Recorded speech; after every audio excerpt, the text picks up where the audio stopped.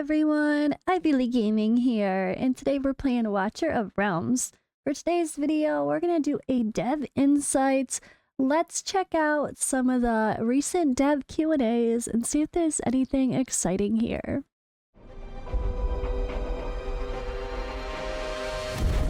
The finest blood for the most untainted soul. Alrighty, hello. Time for another dev Q&A. I'm gonna go through here and pick out some of the ones that stand out.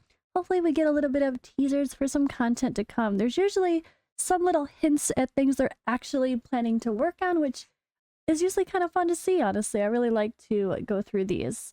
And yeah, hi, if it's your first time joining me in my channel, I just want to sometimes mention what's going on here, because people always ask what happened to my eye. I am still dealing with a partial facial paralysis, but it is getting a bit better. It just looks a little wonky still, but it's starting to close better. My mouth is still a bit frozen, but I'm starting to smile normally. We're getting there. Yeah. It's a little sensitive to light, and I also can't read well, so I have to keep it covered. I think even if the light is getting better for me, and it's blinking a little bit, it still makes me really blurry to like try to read things, even with glasses, so we keep that eye covered for now most of the time. Alrighty. That's the little health update, but yeah, anyway, let's get into it. Alright, so question 1, I hope this can reach the devs. I was wondering if they can give people hero reset books, even with purchasable by cash or diamonds. We need some reset. We need some bad heroes. We need to reset some bad heroes. They say we will not be selling the reset book at the moment. We will explain why in future content and activities, so stay tuned. So, I do think it's bad for the game when they just let you... I mean, I like it. I'm not gonna lie, of course I like it. But I've had games where you can just reset anybody anytime you want, and it's amazing. Like Bloodline, Heroes of Lethos, you can just reset heroes whenever. But only to a certain point. You don't get certain resources back eventually if you take them too high. But it is kind of busted, because if you could just play a hero, max them out, use them for content, and endlessly buy books to reset them and just throw your resources on your next best hero, I think that's a little too broken, especially when it comes to skill books. So it's like, every time the new best hero comes out, you instantly can just skill them up and have all the resources you need. And then older heroes either get forgotten about, or yeah, I don't know. It's another way to make the divide between free-to-play and Krakens even more unfair and higher, because you could just buy your way to being able to use perfectly fully maxed out heroes in an even easier way, an even easier method, you know, if you could just reset your old person, throw things on, reset them again, throw things on, like people would just do that a little bit too willy-nilly, I think. So I think it's best that they save resets for special times when there's an oops or a champion rebalance, or maybe, yeah, just every once in a while give people that as a cool reward for something. Every once in a while, but it can't be something that's just there all the time. I really feel that, honestly.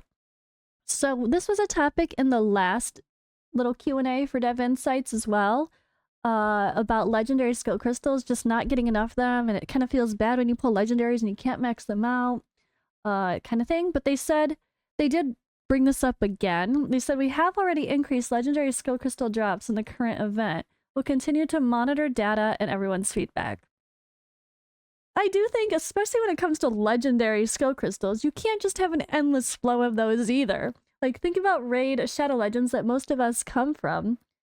You save your legendary books when you get heroes that you need them for.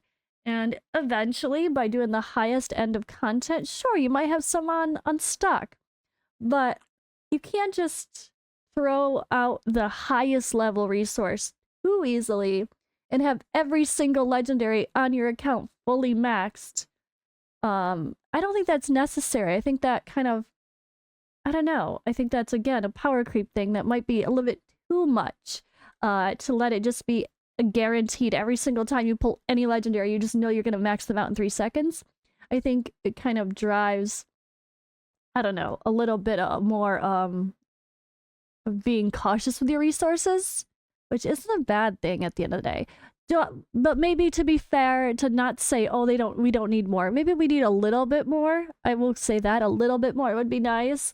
But if they gotta be careful about balancing that, because it's just like the hero reset book in the last question. If everything is just instant to max out anyone you want, whenever you want them, people are gonna get bored. You're gonna have nothing that you're working toward.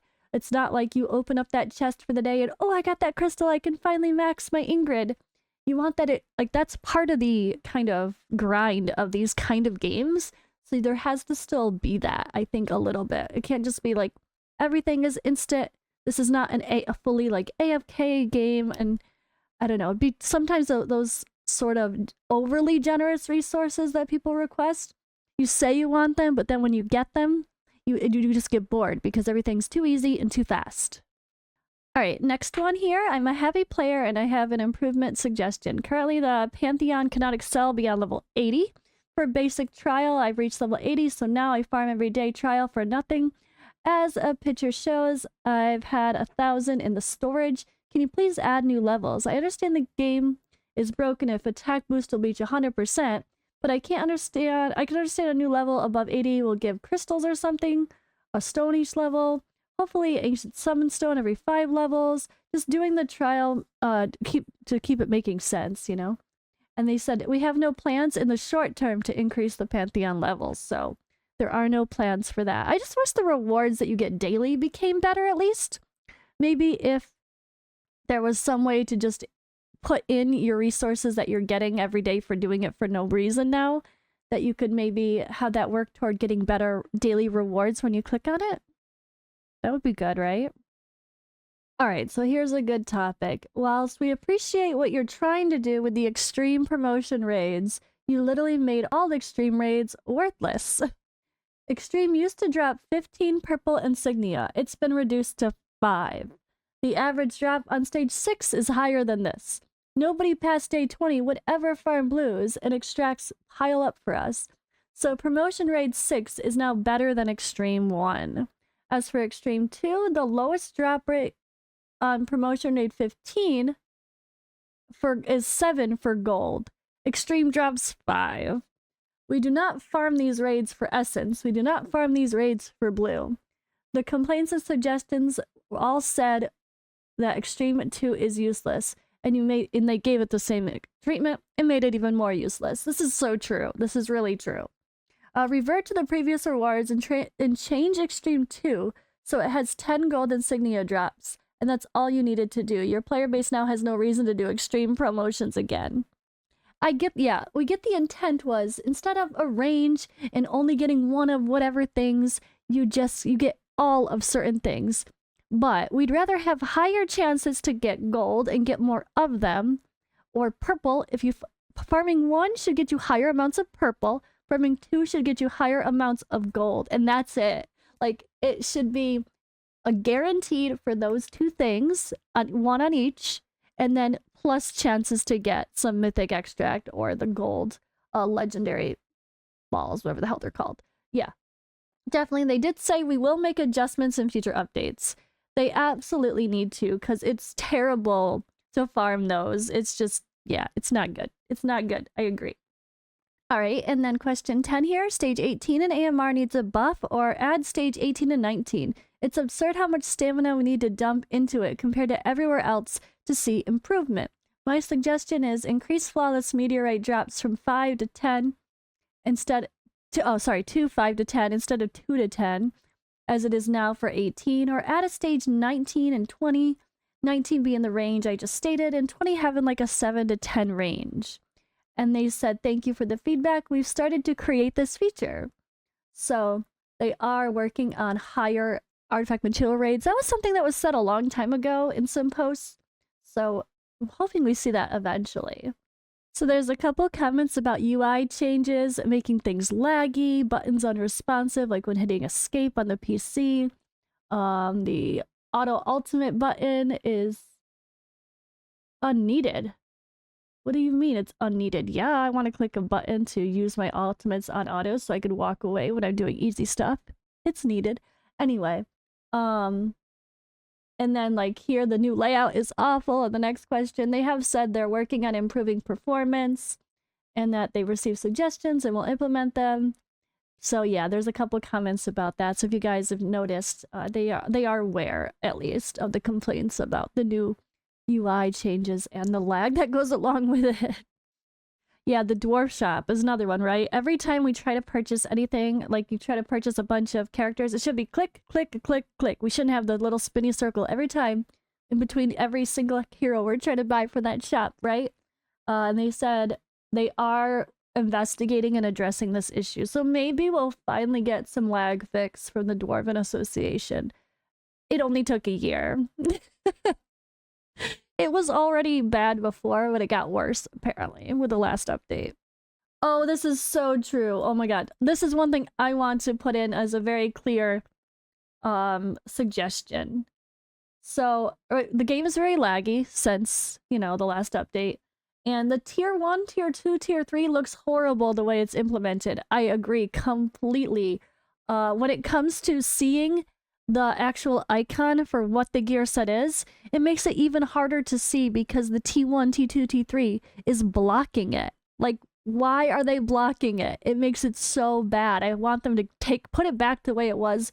Who cares about tier 1, tier 2, and tier 3? I just want to know what the hell my set is, and I can barely see it because it takes away from the tiny little icon that's already there to begin with. So that was a really bad UI change. I do agree. Moonton does a lot of great things, but that was not one of them. This is a good suggestion, which I've seen in other games as well. So I'm glad that they're mentioning that they're going to do it here. So my suggestion is simple. Create something, possibly a small icon, that shows up on a unit's gallery page that shows where and how they are obtained. Lust, for example, is a limited time banner, while Ardea is an ancient summon exclusive. When I first started, I was excited by the prospect of summoning either of these units, and then when I realized I couldn't, I was really upset that it wasn't shown in the game, and I had to search for banners and information and ask players why doesn't Lust show up in the summoning info. It'd be really helpful to new players. And they say, we will create this feature to inform everyone about the different ways to obtain heroes. That's good. I think Dragonair had a how to obtain, and then you click it and it says like summoning or whatever. Like, that's kind of just simple, right? Simple enough.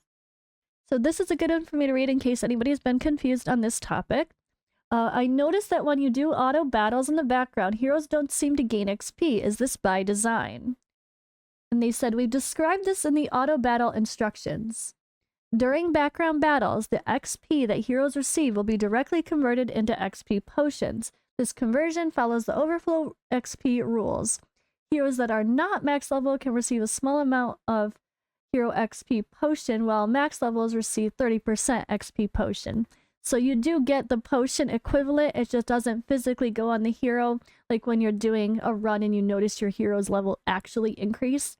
So I've always said, don't stress trying to level heroes like in Raid when you're doing campaign and you level heroes while playing them. That's not how this game works. Sure, if you're doing something like an XP raid and you only need a few heroes to clear it successfully, and you throw in a couple level 1 heroes and you want them to level up too, that would be a great idea. But that actually isn't, it can still help because you'll get more XP.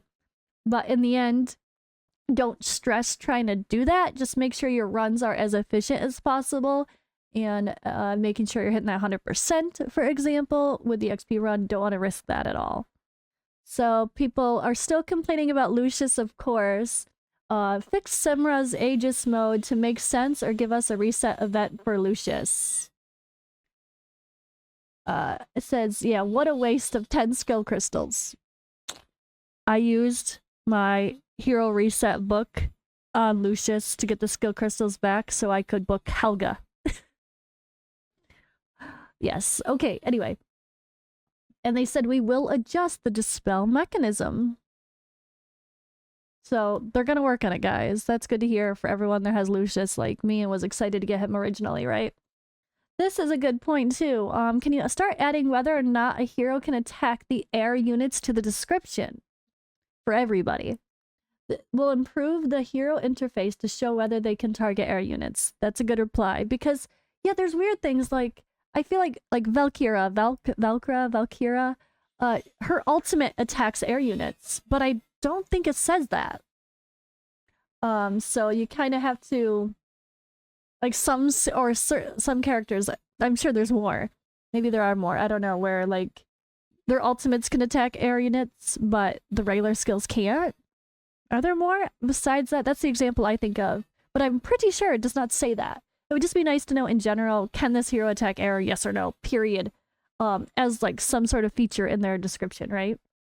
Yeah, this person, next one, I think the person doesn't realize how much Thalen's range really is. Increase Thalen's range, either one more square or to Zillatu's range. Current range is almost unusable, considering his ancient exclusive should be better. He has a spear and his range makes him look like he's fisting the enemies. Yeah, and what they're saying. Thalen's advantage is the extensive range of his ultimate, while his normal attack range is similar to that of a long-ranged weapon fighter. Yeah, like, he's got a pole arm, right? You're gonna attack people in front of you a couple squares. Logic.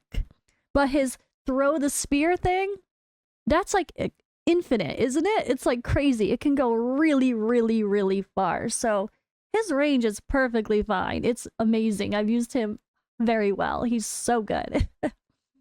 All right, next question here. Okay, question 30, I should say. I would like to have the ability to roll gear directly from the gear reward page. Now I have to leave the reward page and search for the gear in the gear section of a character. It would be much more user-friendly to make a button like lock and sell ones that refers to the gear enhancement page. And they said, thank you for the feedback. We've completed these improvements and will update them in the next version. So we will be able to roll gear in the sell screen, like when you actually achieve the gear, the reward page, and then sell it immediately if it rolls bad. Oh, I love that. That's so good. It's going to make gear cleansing easier. Although with the new features that they've added regarding the thumbs up recommendations, oh my god, that's going to be instant gear cleansing, guys. Don't even worry about that. Don't even... that's so exciting, because then you're just gonna be able to really sort your gear well, and if things don't fit your criteria, just immediately sell everything that doesn't fit your criteria. So good. It's like having RSL helper creating your custom rules for summoning, and then being able to just do it in the game. They're so good. That's a big thing, Moonton, if you're listening, or anyone that takes notes from us content creator videos. Maybe a moderator or something. Just go look at what RSL Helper, the tool from Farbstuff, does. Those are the kind of things that people want to see in the games themselves, so we don't need a fancy tool outside of the game. Some of it's a little much, I get it, but so much quality of life. And that the fact that they actually added the recommendation changes, which is a Forerunner server thing, oh my god, which I'm going to talk about that at the end of this video, because holy crap, you guys might have seen a couple videos on it. I think War Guide showed it from the test server and Sebastian Kane showed it from the Forerunner server, but it might possibly be one of the best updates the game has ever had, or any game, because it's literally just a quality of life, a time saver, and so good. All right, anyway, I think that's about it here. Good enough. Dev Insight's over, so let's actually read what I'm talking about here with the Forerunner server. This is insane. So recommended gear, guys, has added a feature where you can customize the gear recommendation rules. The current rule is set as the default. Commanders can edit the recommendation rules for any gear set. Commanders can export their gear recommendation plans and import plans from other commanders. Commanders can restore the edited gear recommendation rules to a default at any time. Like, this was amazing. This is literally like RSL Helper in the game for your gear sorting. It's so good. There's already, like I said, there's already videos. I think War Guides and Sebastian Kane's, I know, put videos out on this. It's just a game changer. And then if you're someone who doesn't trust your own ability to filter your gear, be careful, guys. Some people's filters are going to be very strict because they're super endgame. Well, you might not be super endgame, and your filters don't need to be so strict, though. Keep in mind. But you can you could use someone else's presets. Like, so Fastidious could make, or me, or whoever, could make our own presets, and we could share our presets to our friends, I'm guessing? I don't know how they're gonna be able to share from other commanders, but that sounds amazing. Like, this is so good. And I know War Guide said it's like an absolute game changer. And I love this so much. It's just such an amazing feature. I just want to talk about it forever. But okay.